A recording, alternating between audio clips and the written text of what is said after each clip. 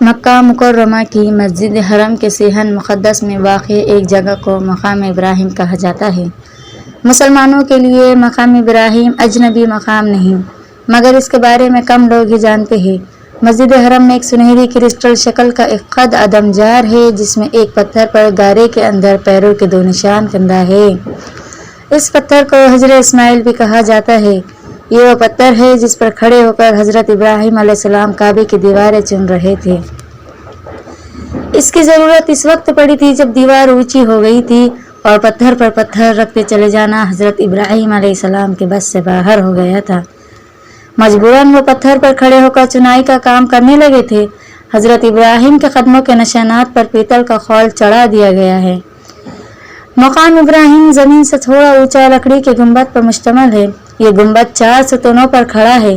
اس گنبد کے اندر وہ پتھر موجود ہے جس میں حضرت ابراہیم علیہ السلام کے پاؤں کے نشانات ہیں۔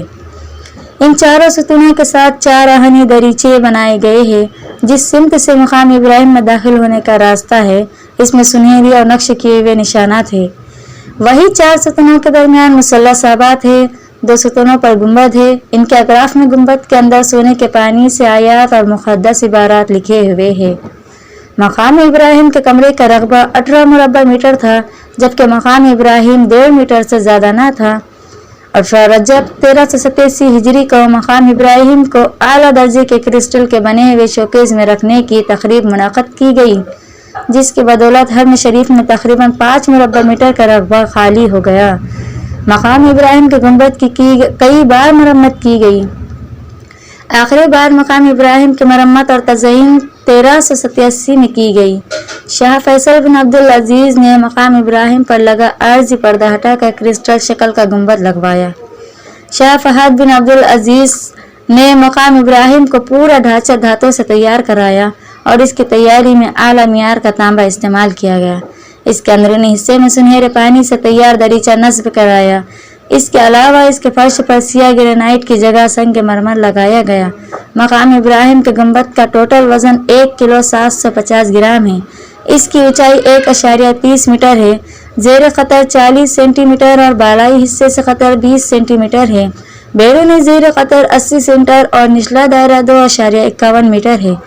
سعودی عرب کی حرمین شریفین جنرل پریزیڈنسی کی تکنیکی سروس کی انتظامیہ نے مقام ابراہیم کو منور و معطر رکھنے کے لیے خصوصی اقدامات کیے ہیں۔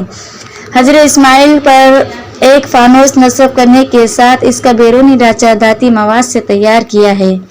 اللہ تعالیٰ نے قرآن مجید میں مقام ابراہیم کے پاس نماز پڑھنے کا حکم فرمایا ہے۔ اسی پتھر پر کھڑے ہو کر حضرت سیدنا ابراہیم علیہ السلام نے حج کا اعلان فرمایا تھا۔ اس پتھر کے پاس دعا قبول ہوتی ہے۔ تعمیر کے دوران خانہ کعبہ کی عمارت جیسے جیسے بلند ہوتی جاتی، یہ پتھر بھی بلند ہوتا جاتا تھا۔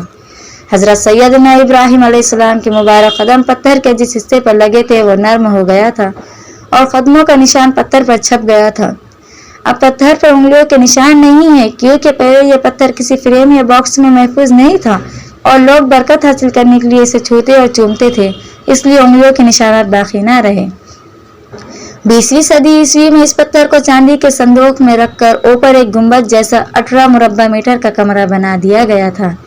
چونکہ یہ کمرہ طواف میں رکاوٹ بنتا تھا، اس لیے اس کی جگہ شیشے کا ایک قول تیار کیا گیا۔ پتھر کو شاندار کرسٹل میں رکھ کر آس پاس سونے کا پانی چڑھی ہوئی جالی لگا دی گئی۔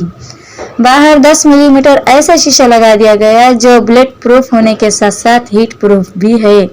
نصیب آج بھی اس مبارک پتھر کی زیارت کرتے ہیں۔